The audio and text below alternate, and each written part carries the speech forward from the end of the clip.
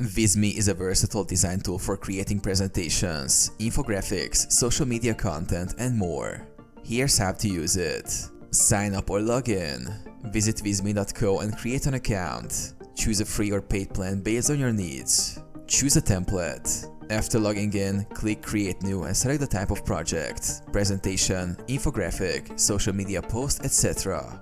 Browse through the professionally designed templates and choose one that suits your project. Customize your design. Use the drag and drop editor to modify elements. Add text, images, shapes, icons, and charts from the content library. Upload your own assets or use Visme stock images, videos, and illustrations. Enhance with animations and interactivity.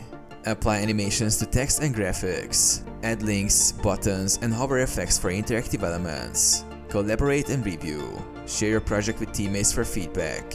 Use the comment feature for collaborative editing. Download or share. Once done, download your project in various formats or share it directly via a link.